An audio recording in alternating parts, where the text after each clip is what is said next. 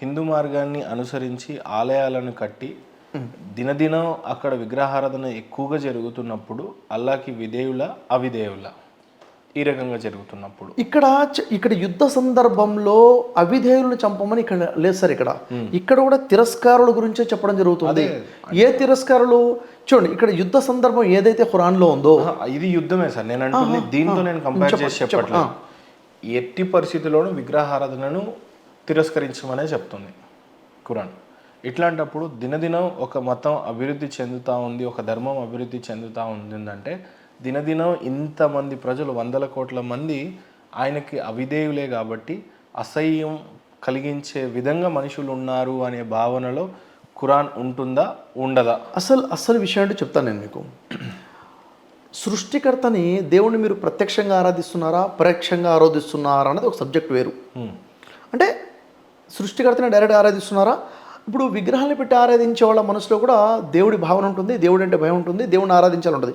ఎలా ఆరాధించాలో తెలియక వాళ్ళకి తెలిసిన పద్ధతిలో వాళ్ళు ఆరాధిస్తున్నారు.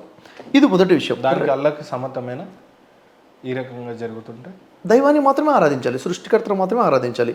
వైదిక ధర్మం ప్రకారంగా కూడాను ఎంతమంది ఋషులు వచ్చారో ఆ ఋషులందరూ చెప్పిన సందేశం ఏంటంటే మిమ్మల్ని పుట్టించిన మీ సృష్టికర్తను మాత్రమే ఆరాధించండి.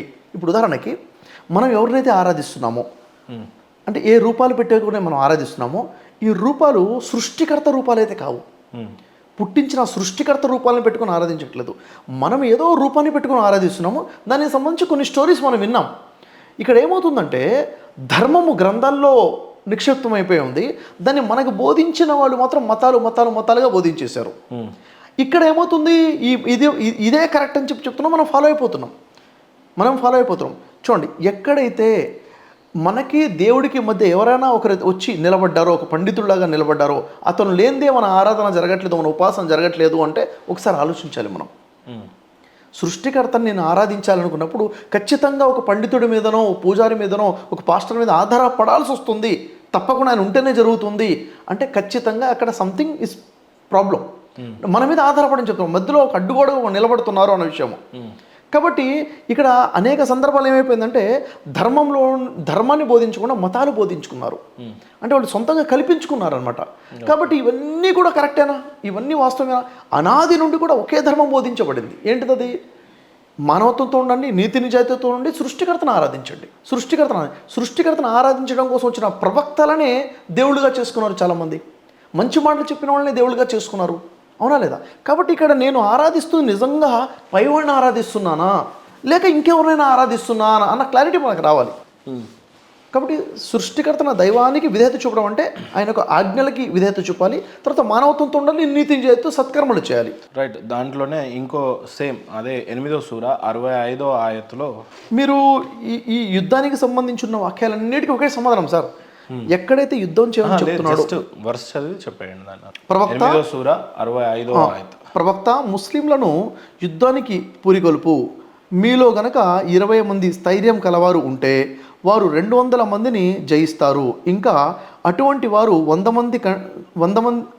మంది గనక ఉంటే 1000 మంది సత్య తిరస్కారులను జయిస్తారు. ఎందుకంటే వారు బుద్ధిహీనులైన ప్రజలు. సరే, ఇప్పుడు అల్లా మీ బరువును తేలిక చేశాడు. ఆయనకు తెలుసు ఇంకా మీలో బలహీనత ఉందని.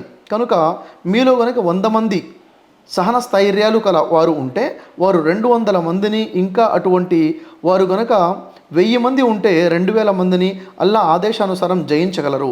సహనం కలవారితో అల్లా ఉన్నాడు. ఏంటి ప్రాబ్లం ఏంటి ఇక్కడ మీకు? రైట్. ఇక్కడ మీరు కొద్దిగా ఓపిక తీసుకొని అర్థమయ్యే విధంగా చెప్తే బాగుంటుందేమో అని నా ఉద్దేశం సార్. అదే దాన్ని ఇప్పుడు ఉదాహరణకి జంగే బదర్ ఉంది.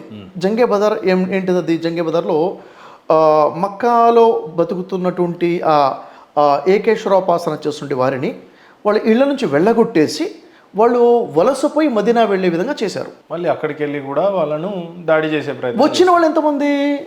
1000 మంది సాయుధాలతో వచ్చారు. ఇక్కడ వీళ్ళ దగ్గర ఆయుధాలు లేవు, తినటానికి తిండి కూడా లేనటువంటి పరిస్థితి. ఆ పరిస్థితుల్లో వీళ్ళకి దేవుడు ధైర్యం చెప్తున్నాడు, నేను మీతో పాటు నిలబడ్డాను, మీరు ధైర్యం కోసం పోరు సలపండి, మీరు ఇంతమంది మీద ధైర్యమే మోటివేషన్ ఇక్కడ ఇవ్వడం జరుగుతుంది. నేను మీతో పాటు నిలబడతాను. ఏ విధంగా అయితే శ్రీకృష్ణుడు అర్జునుడికి చెప్పారు, నువ్వు భయపడబాకు, నువ్వు కాదు చంపుతుంది, నేనే చంపుతున్నాను, నువ్వు పోరాటం చేయి, నువ్వు చంపినా చంపపోయినా వాళ్ళు చనిపోయారు ఆల్రెడీ అని చెప్పేసి ధైర్యం చేస్తున్నారు, మోటివేట్ చేస్తున్నారు శ్రీకృష్ణుడు అర్జునుడికి. ఏదైతే మోటివేషన్ ఉందో నువ్వు ధైర్యం నింపుతున్నారు, అదే ధైర్యం ఇక్కడ నింపడం జరుగుతుంది. షఫీ గారు, నేను అడిగబోయే ప్రశ్న నెక్స్ట్, మనస్ఫూర్తిగా ఒక ముస్లిం సోదరుడిగా కాకుండా ఖచ్చితంగా హ్యుమానిటీ గ్రౌండ్స్ ఉండి, ముస్లిం సోదరుడుగా కాకుండా అంటే హ్యుమానిటీ గ్రౌండ్స్ ఉండి అంటే ఆలోచించకుండా, సారీ అంటే ముస్లిం సోదరుడుగా కాకుండా కేవలం హ్యుమానిటీ గ్రౌండ్స్ ఉండి అంటే కోణంలో ఆలోచించకండి. ఖురాన్ ఎక్కడ చెప్పేది పూర్తిగా కంప్లీట్ అవ్వినాక మీరు చెప్పండి. అదే మీరు ఏమన్నారంటే నా మతమే గొప్ప, నా ఖురానే గొప్ప అని ఆలోచించి చెప్పేయడం కాకుండా వాస్తవంగా అలానే నిజమైన అలానే చెప్పండి. కానీ విషయం చాలా స్పష్టంగా ఏం చెప్తారు అని అంటే, ఖురాన్ స్పష్టంగా అవతరించిన శతాబ్దం ఏది? నేటికి 1400 సంవత్సరాల క్రితము. రైట్. అంతకు ముందు ఇస్లాం ఉండింది అని అన్నారు, కానీ వ్యాప్తి చెందినట్టుగా చరిత్ర విన్నారా? సపోజ్ బిఫోర్ క్రైస్ట్, యేసుప్రభుల వారు పుట్టకన్నా ముందే అలెగ్జాండర్ పుట్టాడు. రైట్. అప్పటికి కొంత విశ్వ విజేతగా ఉన్నాడు కూడా. ఆయన ముస్లిం సామ్రాజ్యాలను దేని మీదైనా, ఇరాన్ లాంటి ప్రాంతానికి పోతే అక్కడ పర్షియన్స్ ఉన్నారు, అంతేగాని ఇస్లాం పేరు ఏదైనా చరిత్రలో చెప్పాలి కాబట్టి ఇస్లాం అని చెప్పారు. ఖురాన్ ఫాలోవర్సో లేకపోతే అల్లాని విశ్వసించే వాళ్ళే ఉండొచ్చు. అలెగ్జాండర్ ఎక్కడ కూడా విలన్ జయించలేదు, ఈజిప్ట్ని ఇరాన్ని జయించుకుంటూ వచ్చాడు. అలా మొహమ్మద్ ప్రవక్త వారు ఇప్పుడు మీరు చదివినటువంటి ఈ ఆయత్ని, మీరు యుద్ధానికి వెళ్తే నేను నీ వెనకాల ఉన్నాను అని అక్కడి నుంచి ప్రారంభమై ఈరోజు అనేక దేశాల్లో 50-60 దేశాలలో ఇస్లాం వ్యాప్తి చెందింది కేవలం మొహమ్మద్ ప్రవక్త వారి వలన, లేదా అబ్రహం కూడా ఉన్నారు, మోజెస్ కాలం టైం ఉంది, వాళ్ళ టైంలోనా? చూడండి, యాక్చువల్గా విషయం ఏంటంటే అవతరణ ఎలా జరిగింది చూడండి, ఇక్కడ బేసిక్ క్లారిటీ ఇస్తాను సార్. ఇస్లాం అంటే ఏమిటి? ఇస్లాం అంటే నా ఉద్దేశం ఏంటంటే, ఇది నిన్న వచ్చింది మొన్న వచ్చింది దీన్ని విశ్వసించాలా అనే విధంగా అడిగే క్వశ్చన్ కాదు ఇది. వాస్తవం ఏంటంటే, ఎప్పుడు ఎవరు ఎలా అవతరించినా కూడా మానవ సంబంధాలు కలిసే విధంగా ఎందుకు లేవు, ఏకాభిప్రాయాలతో ఎందుకు లేవు అనే కోణంలో అడిగే ప్రయత్నం ఇది. ఇక్కడ విషయం ఏంటంటే, ఇస్లాం అంటే ఏమిటి? దేవుడు ఆజ్ఞాపించిన ధర్మం ఇస్లాం. దేవుడు ఆజ్ఞాపించిన ధర్మం కేవలం ముహమ్మద్ ప్రవక్తకే ఆజ్ఞాపించాడా? కాదు.